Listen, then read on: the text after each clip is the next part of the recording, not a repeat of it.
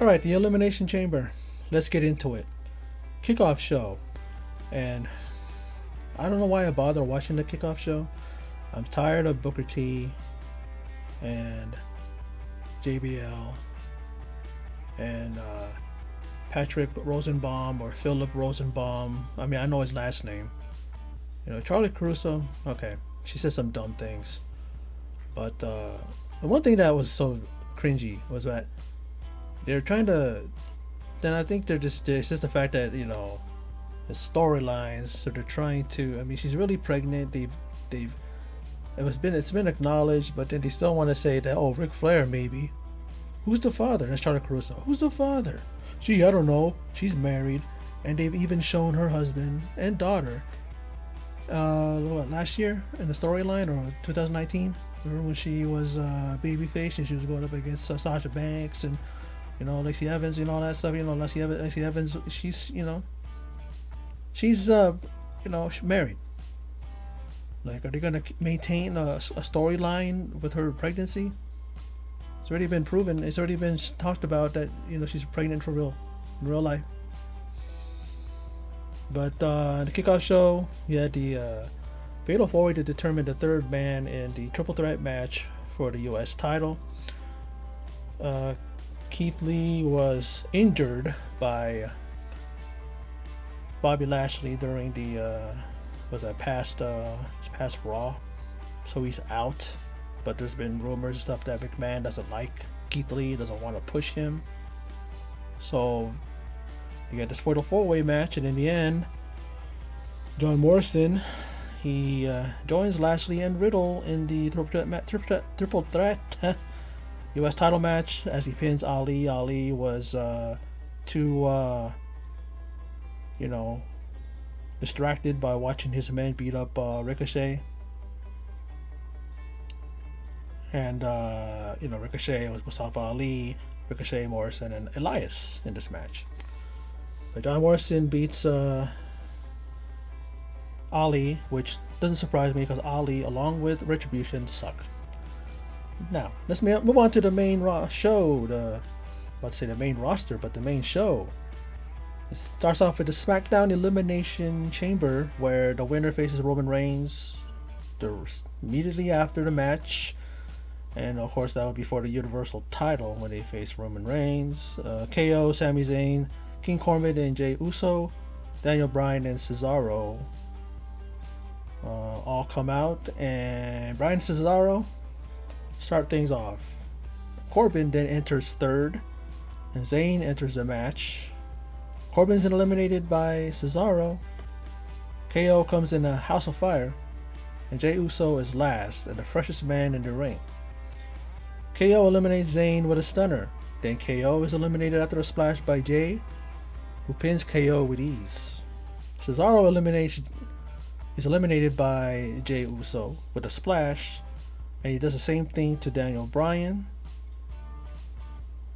Can't eliminate him with that same move. And Jey and Bryan are the last two in the ring. So will Jey Uso be the one to face his cousin and make it easy for Roman Reigns? Jey Uso is probably just going to lay on his back, and then Roman Reigns is going to put a finger on him and pin him. But that's no dice as Daniel Bryan nails Uso with a running knee and wins the chamber match and will face Roman Reigns for the Universal title. Now Reigns attempts a spear as he gets into the ring. He's waiting in the corner.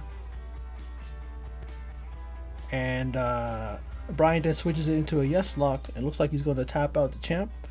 I don't know why Roman Reigns goes in there and it looks like he's struggling against what do you call it? I don't know if he blew up as he went to the ring. Maybe he was too pumped up and he got too what do you call it? I don't know. But Reigns would then switch that into eventually after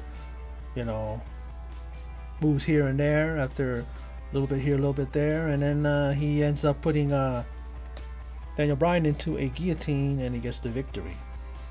Now Roman Reigns is celebrating, and as he turns around, Edge would spear him, And perhaps is this how, he makes his decision? Will he face Reigns at WrestleMania? And it is confirmed as he points to the WrestleMania sign. Well, he confirmed it. They're saying, oh, that means that he's going to pick him. And then, but later on, they said that, yeah, he's going to face Roman Reigns at WrestleMania, which I think is the best choice, especially after how the WWE Elimination Chamber ended. So, talk about that in a bit. Now, the triple threat match for the U.S. title that John Morrison qualified for during the kickoff show. So, Riddle, Morrison, and the champion Lashley. And Riddle, with the aid of MVP's crutch, he gets his crutch, and MVP for some reason is going, hey, ref, look, he's out of crutch. And it made me think that, yeah, he can't even use the crutch. What's he doing? He's going to get himself disqualified. And then, of course, we know that sometimes I forget that, yeah, the triple threat matches and even multi-man matches are disqualification. I mean, it's like there's no DQ, so they can do whatever. And he ends up blasting Morrison, and he pins him to become the new U.S. champ. I mean, Lashley was knocked outside the ring, and he couldn't come back and try to break up the count. So we got a new champion, Matt Riddle, or Riddle, because that's what he's known as now, and he's the new champ. New U.S. champ is Riddle. Now, the women's tag champs Nia Jax and Shayna Baszler will defend their titles against Bianca Belair and the SmackDown Women's Champ Sasha Banks. And, well, in the end, good old Reggie distracts Sasha, gives her a champagne bottle. I guess he wanted her Sasha to use it. And she refuses. And then she's hit with a Samoan drop by Nia Jax and is pinned, and the champs retain. And then now I guess they can focus on Raquel Gonzalez and Dakota Kai from NXT, because on March 3rd in NXT they're going to defend their titles against them, which I don't understand why they don't bring them up. They have another title shot, and they did this before. Remember when tag team champions were going to defend? There was Sasha and Bayley defending against who was it? Who did defended against at NXT? But then they weren't talking about that, but they were talking. But then they had got to give another shot, I think, to like the Iconics or something like that. I'm thinking, why are you giving a title shot to someone else and they did it here, when they have a title defense at NXT? But then again, they got a shot at the tag team champions. So if Sasha and Bianca would have won, they would have been challenged. They would have took the challenge of Dakota Kai and Mercedes Martinez. Now, what I noticed is that this pay-per-view was only 5, 6. It was like only 2 hours and a half. It was a pretty quick pay-per-view. They had 4 main matches, and then of course they had the Universal title match, which was a match, but it was very short. But they had 5 matches, so that's pretty quick and short for a pay-per-view. You know what I mean? I mean, of course, if you can include the kickoff show, but that's still 3 hours. That's still like 3 hours, and you know what I mean? 3 hours and 35 minutes, something like that. Started at 4. I looked at my clock when it was ended. It was like 6:35, something like that. So, but let's go to the WWE title match in the Elimination Chamber. McIntyre, Styles, Kingston, and Sheamus enter their pods. Hardy and Orton will start the match. And McIntyre enters the match third and goes immediately for the Viper. Kingston is released, and thank God he was being annoying, jaw-jacking while he was in the pod. It's just like, shut the hell up already with your New Day shtick. It's almost like when I saw Drew look at him like he was thinking, you're a clown. And he went, because he was looking at everybody while he was in the ring, and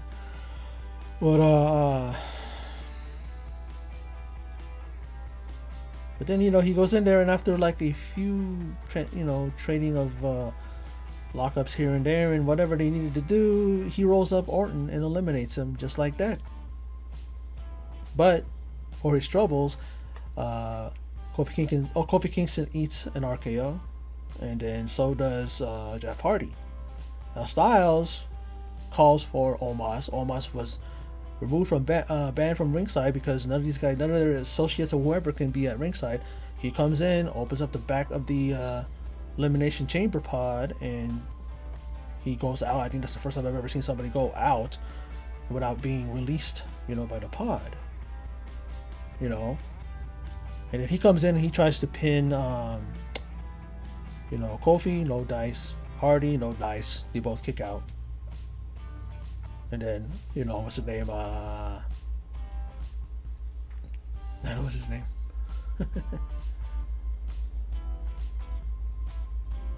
Okay, whatever. WWE official. Adam Pearce, there you go.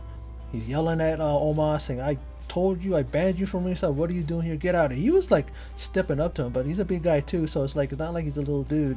But Omos can make anybody look small, you know what I mean? And he gets him back there, and he's huffing and puffing his Omos, and so that's that. And then Sheamus enters last, and he eyes the champ, and he and McIntyre trade blows and are beating the holy hell out of each other. Now Sheamus bro kicks Kofi and eliminates Kingston and stops any momentum for Kofi Mania. You'll be seeing that this year. McIntyre claymores Hardy and eliminates him. And then Sheamus eats a phenomenal forearm after connecting with a brogue on McIntyre, and Sheamus is eliminated. So much for being in last. Still gets eliminated. And then McIntyre connects with a claymore with Styles in the air. Styles comes off of the top turnbuckle and he eats a not a brogue kick, but a claymore. And Drew McIntyre wins the Elimination Chamber and retains the WWE title. Now, side note, earlier backstage we saw The Miz. Well, The Miz got slapped by Bad Bunny. He tried to turn around and confront him about that right away, and then there was Damian Priest, and then we seen Miz talking to MVP. Looking like there's a little bit of a business interaction there. I'm thinking, they're gonna get involved in the chamber afterwards and maybe help The Miz cash in the Money in the Bank successfully. And what happens after Bobby Lashley makes an appearance and destroys McIntyre? I thought this is going to be the setup for the match at WrestleMania, and it would have been good. It would have been a match that I would definitely like to see, because Lashley's been built up so good. He's a monster, and he'll definitely give McIntyre a run. But The Miz comes in, cashes in Money in the Bank. He hit that DDT that kind of looks like Drew McIntyre's DDT, the DDT that he does, but he does it in a different way, but it kind of looks almost the same. But he hits that DDT, that swinging DDT, and goes for the pin, and Drew McIntyre kicks out. I'm thinking, maybe it's gonna be a failed thing, but then what happens is that he cinches in the skull crushing finale. He hits that, and just like he did with Randy Orton when he became WWE Champion, cashing in the Money Bank, then he cashes in the Money in the Bank again using that very same move. This time it's on McIntyre, and he ends up pinning him and becoming the WWE Champion. And I honestly think that this is a way to pretty much reward him for being a loyal employee, kind of thing. He's been there through thick and thin, and they're going to give it to him, but guarantee he's going to drop it at WrestleMania. He's not going to have a long time reign. This is just a way for WWE to kind of show him that, hey, thanks for your service, thanks for doing your thing and hanging in there, and pretty much being an ambassador for WWE and things that he's been doing. He's one of the high profile celebrities outside of the ring as well, with Ms. and Mrs. and the Marine 5, and you can say all you want about those films and other things that he's doing, Cannonball, but he's a success. He's doing his thing. So he's a guy who still stays there, never leaves. Even if he films something, he never leaves. John Cena's gone, and John Cena was complaining about The Rock. Remember, you go away for so many years and you come back, and then he ends up doing the same thing. But The Miz has been there, and like I said, through thick and thin, and he's a WWE champion. Congratulations to him. What do I think about that? I think it's good for the meantime, sure. And then they need to give it to someone who's up and coming, or someone who's been on the sidelines waiting for his opportunity to become champion. And then maybe Drew's gonna somehow have a rematch clause. Maybe he's gonna have a rematch against him, and then he'll He'll be at WrestleMania facing them. These guys are saying that his dream WrestleMania road to WrestleMania is over. No, he can easily put himself in there somehow. They're probably gonna have some qualifying matches for it. Yeah, still have some time to determine who's going to face him. There's probably gonna, maybe it's going to be an all-time man match, and that's how Miz loses his title. He doesn't get pinned, but someone else pins someone else, and you know what I mean.